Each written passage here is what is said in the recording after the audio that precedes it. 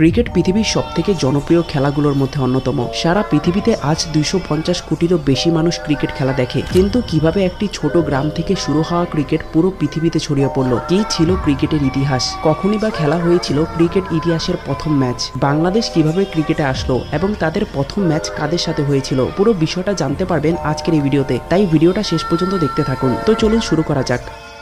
ক্রিকেটের সঠিক উৎপত্তি নিয়ে ইতিহাসে অনেকগুলো মতবাদ আছে, তবে ধারণা করা হয় এটি 1300 শতাব্দীর শেষের দিকে ইংল্যান্ডে শুরু হয়েছিল। ক্রিকেট শব্দটি এসেছে পুরনো ফার্সি শব্দ ক্রিকেট থেকে, যার অর্থ হলো একটি কাঠের টুকরো। ক্রিকেটের প্রথম দিকের বিবর্তন 1600 থেকে 1700 শতাব্দী। 1600 শতাব্দীতে ক্রিকেট প্রধানত ইংল্যান্ডের দক্ষিণ পূর্বাঞ্চলের গ্রামগুলোতে খেলা হতো। এটি মূলত শিশু এবং তরুণদের খেলা ছিল। প্রথম দিকে ক্রিকেটের সরঞ্জামগুলো খুবই সাধারণ ছিল। বল তৈরি করা হতো চামড়ার ভেতরে কাপড় বা পশম ঢুকিয়ে। ব্যাটের পরিবর্তে ব্যবহার করা হতো গাছের ডাল বা কাঠের টুকরো। উইকেট হিসেবে ছিল একটি কাঠের খুঁটি বা গাছের স্ট্যাম্প। ওই সময় ইংল্যান্ডে কৃষিভিত্তিক সমাজ ছিল। গ্রামের মানুষেরা কাজের ফাঁকে ফাঁকে বা উৎসবের সময় এই খেলাটি নিয়ে মেতে উঠতেন। ক্রিকেট ছিল তাদের কাছে বিনোদনের একটি সহজ মাধ্যম। 1598 সালে যখন এই খেলাটি খেলার সময় একটি ছেলের প্রাণ যায়, তখন আদালতে ক্রিকেট খেলাটির নাম উঠে আসে। তখন থেকেই এই খেলাটি জনপ্রিয় হয়ে ওঠে।